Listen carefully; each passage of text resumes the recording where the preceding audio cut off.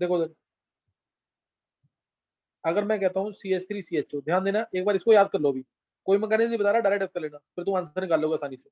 इसमें HI red phosphorus डाला, इसमें HI रेड फॉस्फोरस डाला, तो इसको याद करते हैं इससे, CH3CH2I से, CH3CH2I,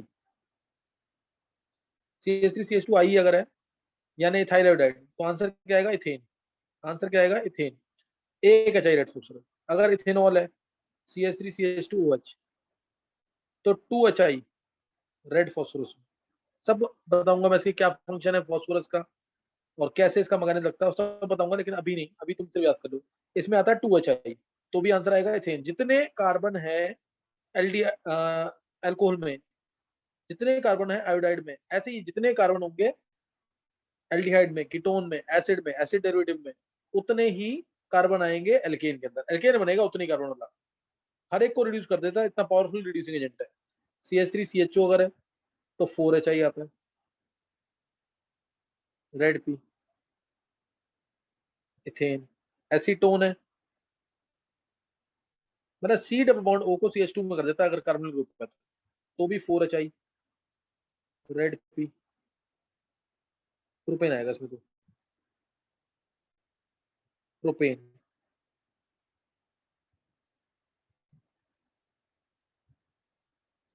और अगर एसिटिक एसिड है तो 6HI। सब मैकेनिज्म होंगे, सब तुम्हें पता लग जाएगा कि कितने HI इसके अंदर क्यों आ रहे हैं, तो आ जाएगा इथेन। एसिड आ गया, एसिड डेरिवेटिव होगा तब भी 6HI। एसिड जैसे CH3CONH2 है, CH3COCl है, तब भी 6HI रेड फॉस्फोरस। अब इसको देखते हुए तुम बताओ ग्लूकोज के अंदर कितने HI आएंगे? निकिता तुम बोलो एक बार, निकिता।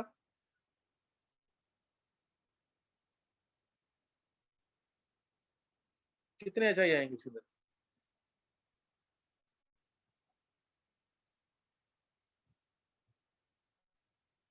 निकिता।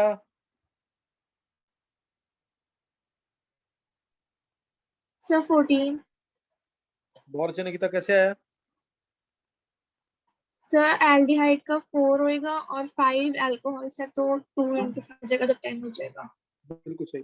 हाँ, 14HI आ जाएगा, 14HI रेड फॉस्फोरस आएंगे इसके अंदर, तो इससे आंसर आ जाएगा हेक्सेन। मैंने बीच में बता दिया तुमको, है ना, 14। और ये याद भी कर लेना, रिएक्शन इंपॉर्टेंट है। नेक्स्ट, नेक्स्ट रिएक्शन इसकी HI रेड फॉस्फोरस बता दिया, सोडियम में अल्कोहल बता दिया। इसके अलावा reaction, acetic anhydride, most important reaction acetic anhydride, board के लिए बहुत इंपॉर्टेंट है, बोर्ड के लिए बहुत इंपॉर्टेंट रिएक्शन है एसिटिक एनहाइड्राइड। एसिटिक एनहाइड्राइड के आते ही ग्लूकोज कन्वर्ट हो जाता है साइक्लिक फॉर्म में। पता कैसे लगेगा ये? ग्लूकोज तो ये है, और CHOH होल 4 CH2OH, मैंने तुम्हें बताया हुआ है। एसिटिक एनहाइड्राइड जो है वो एल्कोहल वाले OH पे अटैक करता है या NH2 पे अटैक करता है। एल्कोहल के OH को कन्वर्ट कर देगा OCOCH3, NH2 को कन्वर्ट कर देगा NHCOCH3 में, H हटा के COCH3 लगा देगा, H हटा के COCH3 लगा देगा, OCOCH3 बन गया कि नहीं है? और ये NHCOCH3 बन गया, NHCOCH3। एल्कोहल का H हटा के क्या लगा देगा? COCH3। NH2 का H हटा के क्या लगा देगा? COCH3, NHCOCH3, OCOCH3। तो ऐसे इसके अंदर क्या बन जाएगा? अब इसको तुम देखोगे तो क्या बन जाना चाहिए? एच हटके, एच हटके क्या आ जाएगा? COCH3 आना चाहिए, CHO, CHOCOCH3 होल 4 CH2OCOCH3। ये आ गया, ये आ गया। 5 molecules of acetic anhydride react कर रहे हैं, और ये रिएक्शन क्या प्रूव कर रही है? ये रिएक्शन प्रूव कर रही है that there are 5 alcoholic groups in 5 alcoholic groups in glucose, 5 alcoholic groups in glucose। अब एक चीज और इसके अंदर है ना, एक चीज और, ग्लूकोज में 5 एल्कोहलिक ग्रुप में क्लियर है, लेकिन इसमें एक चीज और। अब ये स्ट्रक्चर जो है ना, ये किस फॉर्म में है? ये ओपन चेन फॉर्म में है कि साइक्लिक फॉर्म में? ये ओपन चेन फॉर्म में है कि साइक्लिक फॉर्म में? अब देखो, अगर मैं कहूँ साइक्लिक फॉर्म क्या है, तो तुम कहोगे साइक्लिक फॉर्म में भी इसके अंदर, साइक्लिक फॉर्म में भी इसके अंदर 5 ही OH ग्रुप्स हैं, HOH, ये अल्फा ग्लूकोज लिया बनेगा। HOH तीसरे पे उल्टा OH HOH fourth carbon HCH2OH। इसमें भी चेक कर लो तुम, 5 ही OH ग्रुप्स हैं और पांचों ग्रुप H हट के OCOCH3 हट जाएगा, H हट के COCH3 आ जाएगा। आंसर क्या आएगा? H हट के COCH3। ये मैं हटा रहा हूँ यहाँ से ताकि तुम्हें क्लियर रहे। ये H हटा दिया, ये H हटा दिया, ये H हटा दिया, ये H हट गया, ये H हट गया, और क्या लिख देंगे? COCH3। COCH3 COCH3। ऑब्जेक्टिव में ध्यान रखना OAC लिखा रहता है, OAC OAC। IIT के ऑब्जेक्टिव में भी आया था तो OAC लिखा था, OAC OAC लिख दो या OCOCH। बेटर है कि OCOCH लिखो, बेटर है क्या लिखो? OCOCH। क्लियर हो गया कि नहीं? ग्लूकोज नाम जरूर रखना, ग्लूकोज पेंटाइसिलेट। अब ये बन रहा है, ये करेक्ट है या ये करेक्ट है? कौन सा करेक्ट है इसमें?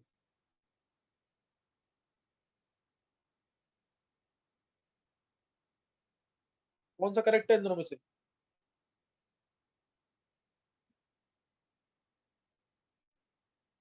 देखो अब इसको प्रूफ करने के लिए, whether the structure of glucose pentaacetate is cyclic और ओपन चेन और ए साइक्लिक, रिएक्शन कराई NH2OH के साथ। NH2OH से रिएक्शन, कार्बन ग्रुप की तो पता ना कि कार्बन ग्रुप है कि नहीं। NH2OH से रिएक्शन कराई इसकी भी और इसकी भी। ये प्रूव करने के लिए वो एनसीईआरटी का क्वेश्चन है ये। ग्लूकोज पेंटासिलेट किस फॉर्म में एग्जिस्ट करता है? साइक्लिक फॉर्म में कि ओपन चेन फॉर्म में? दोनों में रिएक्शन कराई NH2OH के साथ और रिएक्शन जो है वो इधर हो गई, सॉरी इधर नहीं हुई, यहाँ नहीं हुई रिएक्शन, और यहाँ पे अगर इस फॉर्म में होगा तो हो जाएगी। रिएक्शन नहीं हुई, glucose pentaacetate does not react with hydroxylamine, does not react with phenyl hydrazine, that means glucose pentaacetate exist in cyclic form. ये प्रूव हो गया यहाँ से। ये ओपन चेन फॉर्म में एग्जिस्ट नहीं करता ग्लूकोज पेंटासिलेट, ये स्ट्रक्चर नहीं एग्जिस्ट करता इसका। Glucose pentaacetate is in cyclic form. ये क्लियर हो गया क्वेश्चन कि नहीं? ये ग्लूकोज पेंटासिलेट साइक्लिक फॉर्म में होता है। अगर इसके अंदर फ्री एल्डिहाइड ग्रुप होता तो ये NH2OH से रिएक्ट कर जाता, लेकिन रिएक्ट नहीं करता है, लेकिन ये रिएक्ट नहीं करता। ये क्लियर हो गया कि नहीं? Yes sir. ये ध्यान रखना इस चीज पर, इंपॉर्टेंट चीज है ये। अच्छा अब दूसरा और कोई रिएक्शन इसमें, अब reaction with phenyl methanol in dry HCl और फिनाइल हाइड्रोजीन, दो इंपॉर्टेंट रिएक्शन, दो इंपॉर्टेंट रिएक्शन। एक reaction, reaction of glucose with methanol in dry HCl। Methanol in dry HCl, तुम्हें याद होगा एसिडल फॉर्मेशन जो होता है, ग्लूकोज जो जिसने एल्कोहल फिनॉल पढ़ रखा है चैप्टर, उनको एसिडल फॉर्मेशन के बारे में पता होगा। जैसे मैं एग्जांपल ले रहा हूँ, एक लिया मैंने एल्डिहाइड से CH3CHO, याद कर लेना, इंपॉर्टेंट रिएक्शन है, बोर्ड के लिए बहुत इंपॉर्टेंट रिएक्शन है। टॉपिक एल्डिहाइड कीटोन में भी चल जाएगा और टॉपिक ये एल्कोहल फिनॉल में भी चल जाएगा। मान लो मैंने लिया CH3CHO, रिएक्शन कराई इसकी मिथेनॉल इन ड्राई HCl के साथ, मिथेनॉल इन ड्राई HCl, तो क्या होता है? अभी तुम्हें याद करा रहा हूँ, मैकेनिज्म नहीं बता रहा, सही ना? अभी तुम्हें सिर्फ याद करा रहा हूँ मैं। वो इलेक्ट्रॉन लेके गया, ओ पे एल्कोहल का H आ गया और वो CH3 नीचे लग गया, तो ये आ गया CH3CHOH OCH, CH3CHOH OCH, ये आ गया। अब ध्यान रखना, इसको कहते हैं हेमी एसिटल, इसको बोलते हैं हेमी एसिटल। एक ही कार्बन पे, एक ही कार्बन पे OH ग्रुप भी है, एक ही कार्बन पे OCH3 ग्रुप भी है, तो उसको बोलते हैं हेमी एसिटल। याद रखना, ये भूलना नहीं बिल्कुल। एक ही कार्बन पे OH ग्रुप भी है और OCH3 ग्रुप भी है, this is called as an hemi acid, ये हेमी एसिटल है। और इसकी रिएक्शन अगर मैं दोबारा करा दूं CH3OH और ट्राई HCl के साथ, CH3OH और ट्राई HCl के साथ, तो OH नेगेटिव हट जाएगा, OH नेगेटिव हट जाएगा और OCH3 नेगेटिव आ जाएगा। यानी सी तरीका कुछ और है, मैकेनिज्म कुछ और है। अभी समझा, मतलब कि मैं तुम्हें याद करवा रहा हूँ कि इस तरह से याद कर लेंगे उसको। ये आ जाएगा। अब एक ही कार्बन पे दो ईथर ग्रुप हैं, अगर एक ही कार्बन पे दो ईथर ग्रुप हैं तो उसे बोलेंगे एसिटल, इसे एसिटल। मैंने तुम्हें यहाँ पे एसिडल बता दिया, ऐसे कीटल होता है, साइक्लिक एसिडल भी होता है, साइक्लिक कीटल भी होता है। जब ग्लाइकोल से रिएक्शन होती है तो साइक्लिक फॉर्म में आता है। तो अभी तुम्हें याद करना है ये हेमी एसिटल क्या होता है और एसिडल क्या होता है, और एसिडल क्या होता है, सही ना? अब ग्लूकोज अगर लेते हैं, सही ना, ग्लूकोज, ग्लूकोज दिया, ये नोट कर लिया था सबने? एक बार हैंड करना जिसको एसिटल हेमिस्टल समझ आ गया, एक बार हैंड करना जिसको एसिटल हेमिस्टल समझ आ गया।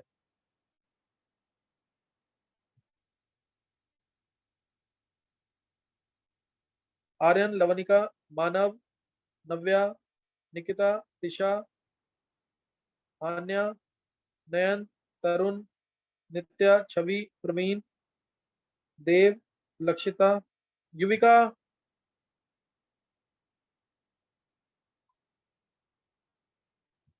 युविका क्लियर नहीं हुआ ये?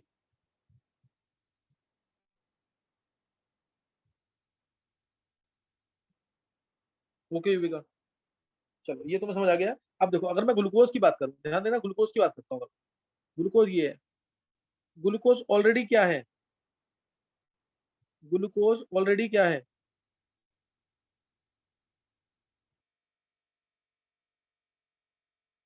HOH। अगर मैंने ये फॉर्म ले ली इसकी, HOH, किसी को बोलना है ये HOH उल्टा हो जाएगा, तीसरे पे, चौथे पे HOH, पांचवे पे HCH2OH। ग्लूकोज ऑलरेडी क्या है, कोई बताएगा ये?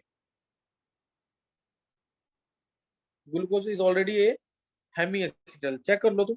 Glucose is already a hemi acetal, ये वाला कार्बन देखा? हाँ बिल्कुल सही आ रहे हैं। देखो ये वाला कार्बन तुम चेक कर लो, इसी कार्बन पे, इस कार्बन पे क्या है, एल्कोहल ग्रुप भी है ये रहा, और ईथर ग्रुप भी है। एक ही कार्बन पे एल्कोहल ईथर ऑलरेडी है, तो glucose is a hemi acetal, glucose is a hemi acetal. तो इसलिए ग्लूकोज जो है सिर्फ एक ही मॉलिक्यूल से रिएक्ट करता है, मिथेनॉल के, methanol in dry HCl, methanol in dry HCl। तो इसलिए ग्लूकोज जो है ना कुछ रिएक्शन शो करता है, और जब इससे रिएक्ट करता है ना, जब इससे रिएक्ट करता है तो दो प्रोडक्ट मिलते हैं, which confirm that mechanism is carbocation,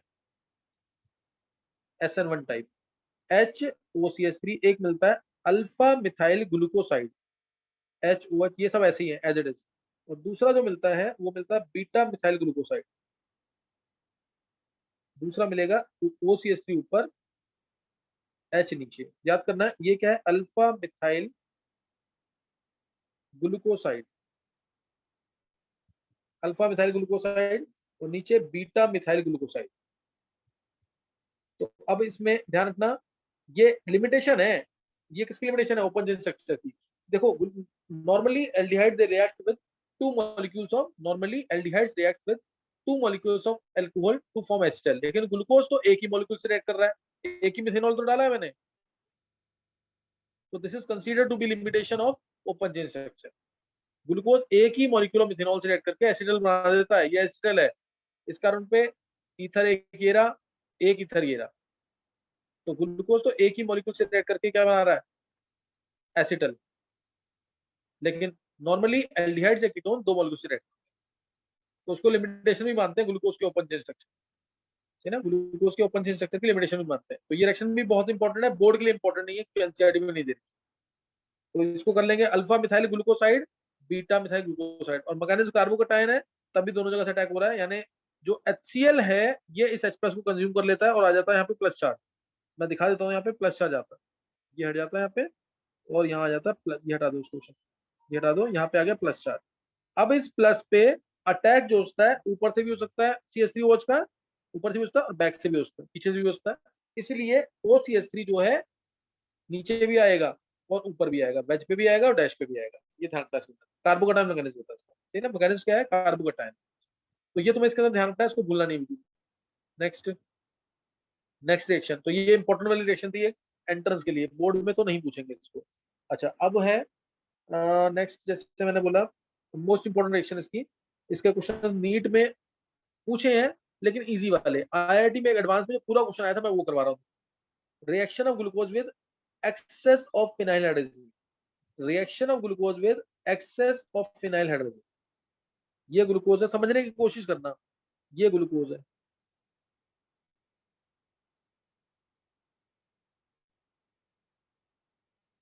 पहला फिनाइल हाइड्रोजन आया, पहला फिनाइल हाइड्रोजन आया, न्यूक्लियोफिलिक एडिशन करेगा simple one, NH2 NH C6H5, pH 3.5 to 4, H2 बाहर निकला। अमोनिया डेरिवेटिव की कभी रिएक्शन होगी तो ऐसे ही H2 बाहर निकलेगा, और ये आंसर आ गया इसका, CH double bond N NH C6H5 OH। एक मैंने ऐसे लिखा जानबूझ के, बाकी तीन जो है इस तरह से दिया, पता होना चाहिए कि क्या कर रहे हैं ये। दूसरा फिनाइल हाइड्रोजन आया, दूसरा फिनाइल हाइड्रोजन आया, वो काम करेगा ऑक्सीडाइजिंग एजेंट का, NH2 NH PH लिख देता हूँ उसको, CCH5 को, NH2 NH PH, ये आया, ये काम करेगा माइल्ड ऑक्सीडाइजिंग एजेंट का, और इस H2 को बाहर निकाल देगा, और इस H2 को बाहर निकालेगा, H2 बाहर निकलेगा, तो यानी यहाँ से निकल गया बाहर अमोनिया, यहाँ से बाहर निकल गया CCH5NH2 या PHNH2, CCH5NH2 या PHNH2 बाहर निकल गया, और आंसर आ गया CH double bond NNH CCH5 C double bond NNH कह लो या CCH5 कह लो, ये आ जाएगा। सॉरी, तीसरा मॉलिक्यूल जब आएगा ये तो अभी ये बनेगा ना। अब तीसरा मॉलिक्यूल तो है कार्बन ग्रुप पे दोबारा अटैक कर देगा, CH2OH, और ये आ गया यहाँ पे NH2 NH PH लिखा हूँ इसको सीधा। तो यहाँ से भी वाटर बाहर निकालना, फाइनल आंसर तो तुम्हें पता क्या मिल जाएगा। फाइनल आंसर क्या आ जाएगा यहाँ से, CH double bond NNH C double bond NNH ये आ गया, और इसमें नीचे आएगा CHOH होल थ्राइस, फिर CH2OH, जिसको बोलते हैं ग्लूको ओसाजोन। क्या बोलते हैं इसको? ग्लूको ओसाजोन, ग्लूको ओसाजोन, बहुत इंपॉर्टेंट, बहुत इंपॉर्टेंट है। जैसे क्वेश्चन आता है कि how many molecules of phenyl hydrogen are required, how many molecules of phenyl hydrogen are required to form one one molecule of osazone. तो एक ओसाजोन बनाने के लिए कितने मॉलिक्यूल चाहिए फिनाइल हाइड्रोजन के? एक ओसाजोन बनाने के लिए कितने मॉलिक्यूल चाहिए फिनाइल हाइड्रोजन के? एक ये रहा जो नॉर्मल एडिशन करेगा H2 बाहर निकाल के, दूसरा ये रहा माइल्ड ऑक्सीडाइजेशन का काम करेगा, तीसरा ये रहा दोबारा कार्बन ग्रुप पे अटैक करेगा। तीन मॉलिक्यूल चाहिए, तीन मॉलिक्यूल चाहिए, ये याद रखना तुम्हें इसके अंदर। एक बार एक हैंड से करें जिसको ये रिएक्शन बोर्ड के लिए बिल्कुल नहीं है रिएक्शन, IIT में आ चुके हैं 2 या 3 बार, नीट में भी पूछी हुई है कि कितने मॉलिक्यूल चाहिए होंगे। अब तुम्हें बताना है इसके अंदर किसको एक तो समझ आ गया, और सेम रिएक्शन अगर फ्रक्टोज के साथ होगी तो कितने मॉलिक्यूल चाहिए होंगे। सेम रिएक्शन अगर फ्रक्टोज के साथ होगी, एक बार हैंड से करेंगे जिसको समझ आ गया, और फ्रक्टोज के साथ रिएक्शन करनी है फिर।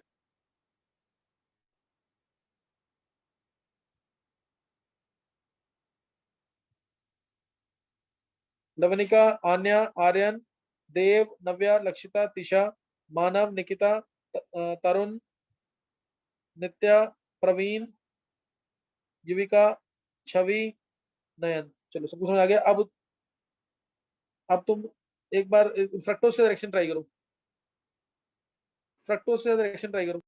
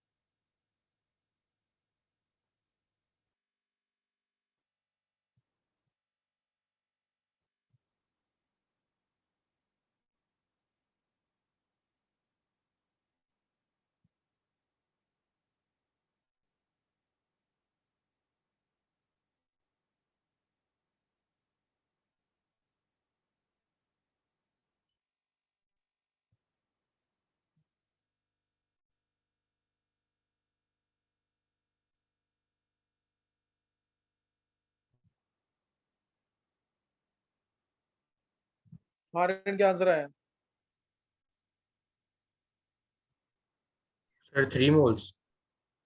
हाँ 3 मोल्स यूज होंगे और सेम ऑक्सीजन बना कि नहीं? Yes sir. सेम बनेगा बिल्कुल एकदम। अच्छा आर्यन ने बायो में पढ़ रखा है सारा ये ऑक्सीजन फॉर्मेशन वगैरह? नो सर, ये नहीं था बायो में। चलो एक बार तभी केमिस्ट्री और बायो दोनों मिलाकर करोगे ना तो कुछ एक्स्ट्रा मिल ही जाएगा। अच्छा एक ध्यान रखना, एक तो रिएक्शन यहाँ पे होगी, एक रिएक्शन मैं डायरेक्ट लिख रहा हूँ यहाँ पे आंसर। पहली रिएक्शन यहाँ होगी NaNH आ जाएगा। दूसरा मॉलिक्यूल जो है माइल्ड ऑक्सीडाइजेंट का काम करेगा और H2 बाहर निकाल देगा। तो ये CHO बन जाएगा ऊपर। ऊपर क्या बन जाएगा? CHO। ऊपर बन जाएगा CHO। और फिर तीसरा मॉलिक्यूल दोबारा डबल बॉन्ड NNHPH लगा देगा। NNHPH लगा देगा। NNH और PH ये बन जाएगा।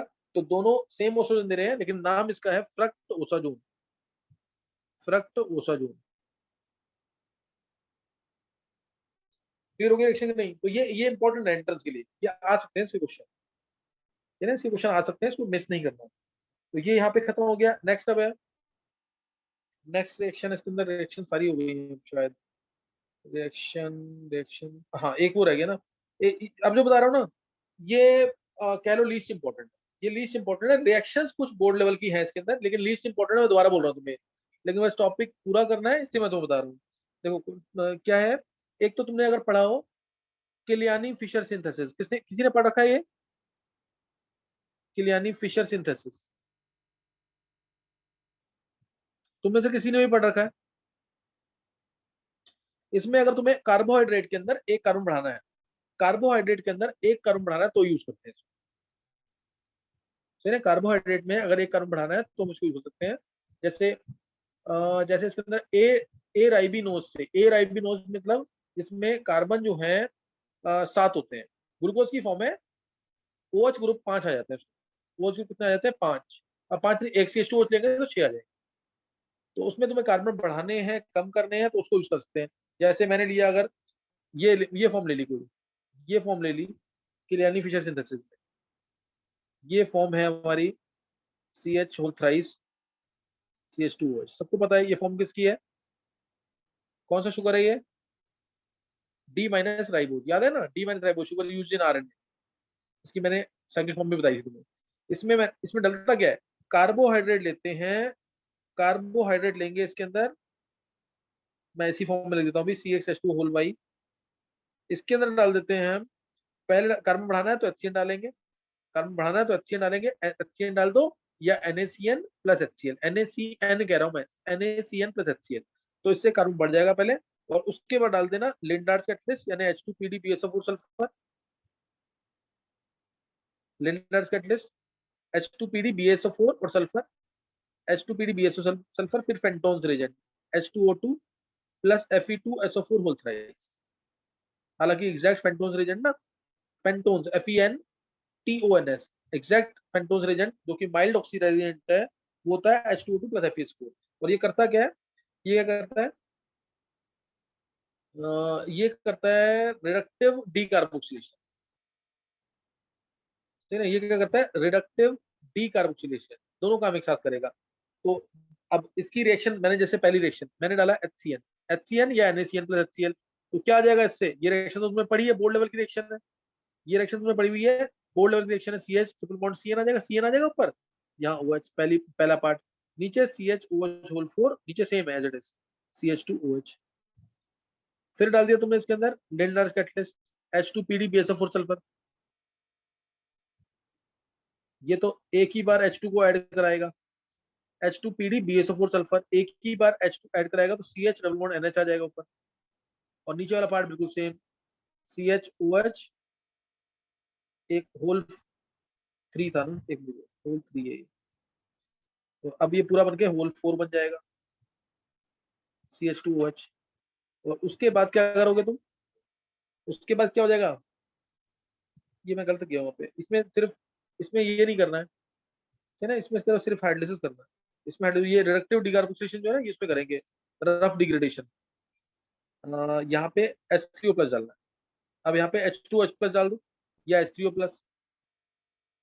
H3 प्लस डायरेक्ट लिखो H3O प्लस। तो इससे क्या हो जाएगा, यहाँ से क्लीवेज दोनों बॉन्ड, यहाँ से दोनों बॉन्ड को क्लीवेज, 2 बार OH यहाँ आ जाएगा, 2 बार OH यहाँ आ जाएगा, 2 बार H यहाँ आ जाएगा, और 2 बार OH आने का मतलब है कि वाटर बाहर निकल जाएगा, वाटर बाहर निकला तो CHO आ गया, बढ़ गया ना, ग्लूकोज की फॉर्म आ गई, CHO CHOH होल 4 CH2OH। तो ये क्लियरली सिंथेसिस है।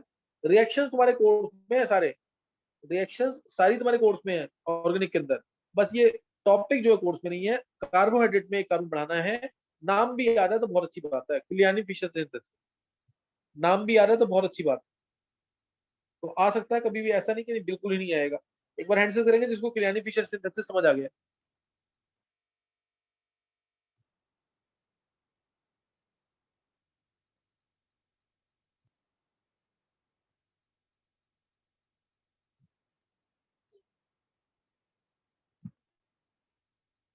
नवनिका, आन्या, तीशा, मानव, नव्या, छवि, निकिता, लक्षिता, आर्यन, युविका, तरुण, प्रवीण, नित्या, नयन। मैं तुम्हें दोबारा बोल रहा हूँ, जो बोर्ड के लिए पढ़ रहे हैं या कुछ प्लस कर रहे हैं, थोड़ा बहुत प्लस करना चाहते हैं, लीस्ट इंपॉर्टेंट है फिर मत करना, बस ये टॉपिक करना है इसलिए मैं करा रहा हूँ, चांसेस कम है इसके। रिएक्शन तुम्हें सारी पड़ी हुई है इसकी।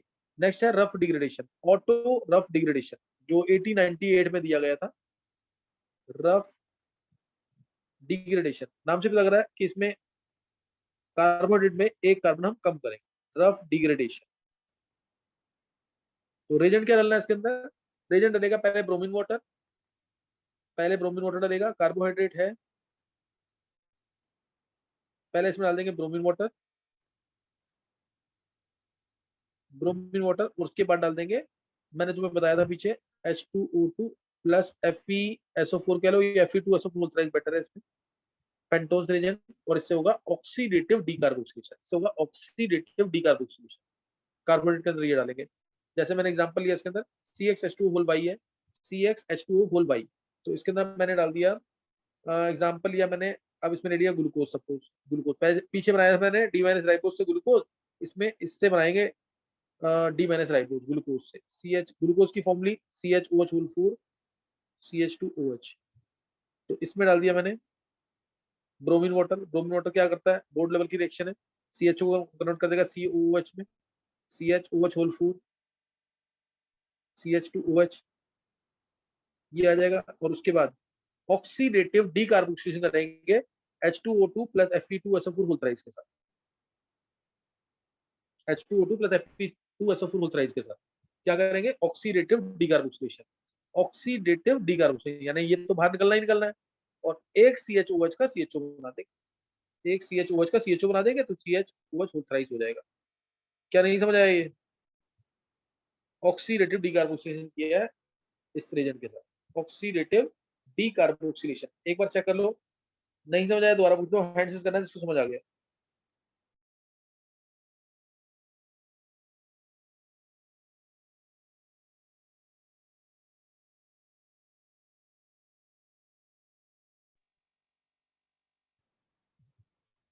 पूछा दोबारा किसी को, मानव, आर्यन, लवनिका, दिशा, तरुण, लक्षिता, निकिता, नित्या, प्रवीण, नव्या, नयन, आन्या। चलो समझ आ गया फिर ये, नेक्स्ट नोट करना है।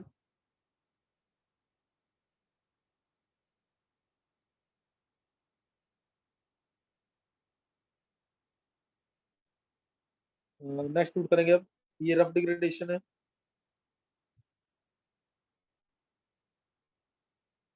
अच्छा अब इसमें रह गया, रिएक्शन सारी खत्म कर दी हमने, ये रिएक्शंस खत्म हो चुकी हैं, अब सिर्फ एक वो रह गया ना टॉपिक, लिमिटेशंस। ये तो बोर्ड के पेपर में भी आया था, शायद लास्ट ईयर था बोर्ड के पेपर में, limitations of open chain structure, तो हालांकि मैं डिस्कस कर चुका हूँ, जो एक दो नहीं हुआ है वो बता देता हूँ। Limitations of open chain structure, limitations of open chain structure, तो एल्डिहाइड्स होते हैं, ध्यान देना, एल्डिहाइड्स होते हैं ना, वो NaHSO3 से रिएक्ट करते हैं, एल्डिहाइड्स होते हैं वो NaHSO3 से रिएक्ट करते हैं। रिएक्शन में बता देता हूँ एक बार, जैसे जो भी मिथाइल कीटोन होता है, या जैसे ये एल्डिहाइड लिया मैंने, इसमें रिएक्शन इसमें डाल दिया मैंने NaHSO3, सोडियम बाइसल्फाइड, बहुत इंपॉर्टेंट रिएक्शन है बोर्ड के लिए, इसमें डाल दिया मैंने NaHSO3, तो CH3CHO NaSO3H ये बनता है पहले, एक एडक्ट बन जाता है इस टाइप का, और उसके बाद अपने आप ही इसके अंदर प्रोटोन ट्रांसफर होता है। अब तुम में से कोई भी बता सकता है कि प्रोटोन ट्रांसफर क्यों हुआ इसके अंदर।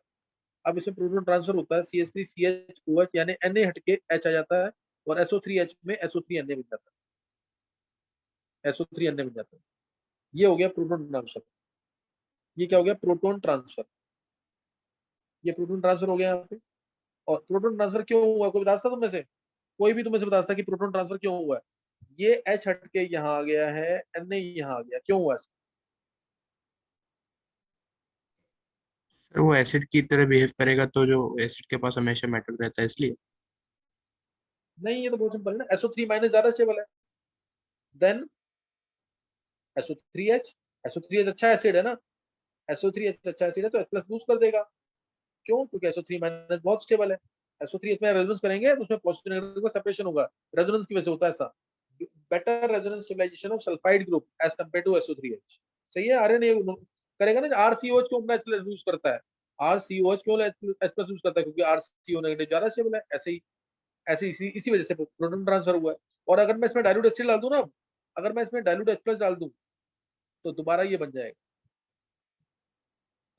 इसलिए रिएक्शन, इसी वजह से ये रिएक्शन जो है कार्बोनिल ग्रुप को नॉन कार्बोनिल ग्रुप जैसे ROH, ROR इनसे सेपरेट करता है।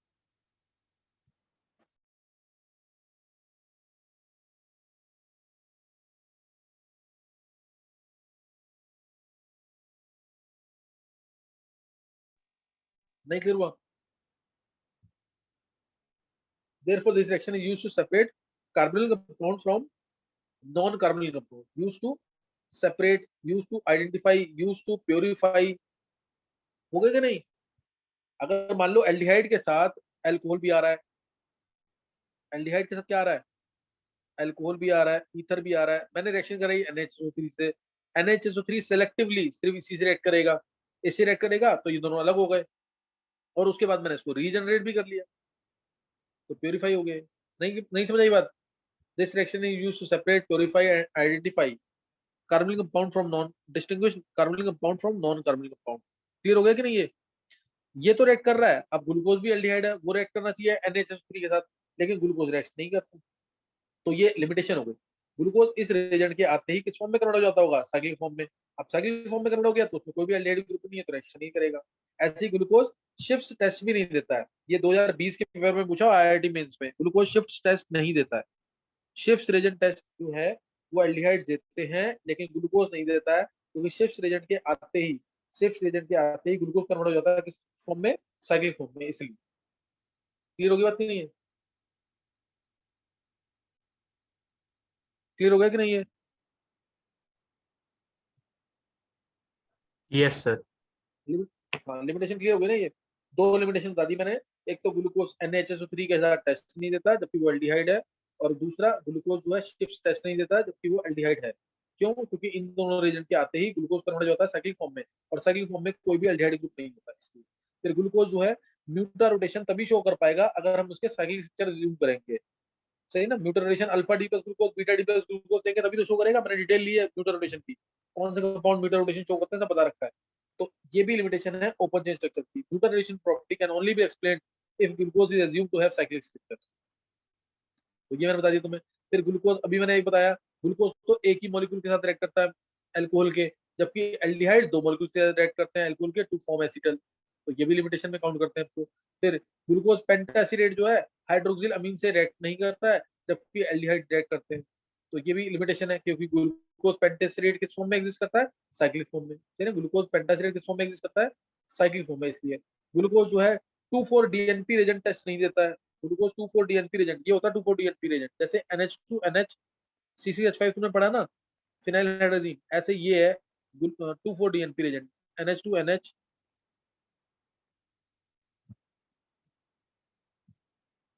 NO2 NO2, ये 2,4-DNP रेजेंट है। 2,4-डाइनाइट्रो फिनाइल हाइड्रोजीन, 2,4-डाइनाइट्रो फिनाइल हाइड्रोजीन, ये इसके साथ तो एल्डिहाइड रिएक्ट कर जाएंगे। RCHO है, रिएक्शन कराई तो वाटर बाहर, रिएक्शन हो जाएगी। लेकिन ग्लूकोज रिएक्ट नहीं करता। 2,4-DNP रेजेंट जिसको हम ब्रेडीज रेजेंट भी कहते हैं, ऑरेंज प्रेसिपिटेट आता है इसका। जो प्रोडक्ट मिलेगा ब्रेडीज रेजेंट, लेकिन ग्लूकोज रिएक्ट नहीं कर रहा है इसके साथ, समझे कि नहीं है? तो 2,4 डीएनपी टेस्ट भी नहीं देता ये ना, 2,4 डीएनपी टेस्ट भी नहीं देता। तो कोई डाउट तो नहीं किसी को इसमें? ये खत्म हो गया इसकी लिमिटेशन भी। लिमिटेशन पूछी थी बोर्ड में, दो लिमिटेशन इसकी, किसी को कोई डाउट तो नहीं है अब?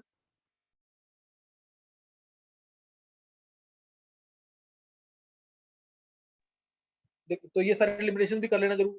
मैंने सेलुलोज के बारे में बता दिया ना आर्यन, सेलुलोज के बारे में, यस सर। बीटा 1,4 लिंकेज होती है। Yes sir. हाँ करा दिया, फिर ये खत्म हो गया। अब इसके अलावा तो फंक्शंस हैं कार्बोहाइड्रेट्स के, वो भी मैंने थोड़ा बहुत बता दिया था तुम्हें कि ग्लूकोज में जो शुगर होते हैं डी माइनस राइबोज और beta 2 deoxy D minus ribose, ये शुगर कहाँ प्रेजेंट होते हैं? डीएनए और आरएनए के अंदर, आरएनए और डीएनए के अंदर दोनों शुगर प्रेजेंट होते हैं। इसके अलावा सेलुलोज जो है स्ट्रक्चरल मटेरियल बनाता है सेल वॉल ऑफ प्लांट्स का, बैक्टीरिया का, ये सेलुलोज यूज हो गया। और कार्बोहाइड्रेट रॉ मटेरियल प्रोवाइड करते हैं बहुत सारे इंडस्ट्रीज, जैसे पेपर इंडस्ट्री के लिए या टेक्सटाइल इंडस्ट्री के लिए। कार्बोहाइड्रेट बायोफ्यूल का तो काम करते ही है, बायोफ्यूल का तो काम करते ही है, और ये स्टोरेज मॉलिक्यूल का काम करते हैं। स्टार्च, स्टार्च के अंदर क्या होता है? ये storage molecules as starch in plants, और दूसरा क्या था? Glycogen in animals, glycogen in animals. तो ये सब तुम कर लेना एक बार से ना। देखो तुमने एक रिएक्शन में शायद रह गई, ये लेक्चर्स में है शायद वो। अच्छा ये मेलापेरेट रिएक्शन क्या HIE4 क्या दे रखी है क्या मैंने लेक्चर्स में? देखिए किसी ने क्या HIE4 के साथ? किसी को पता है रिएक्शन पढ़ी हो किसी ने HIO4 के साथ?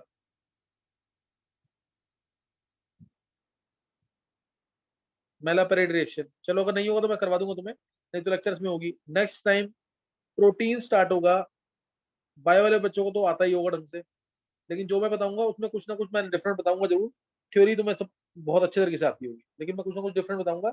अभी नहीं कर रहे, अभी यहाँ तक करेंगे। होमवर्क जरूर कर लेना और कार्बोहाइड्रेट याद कर लेना जरूर।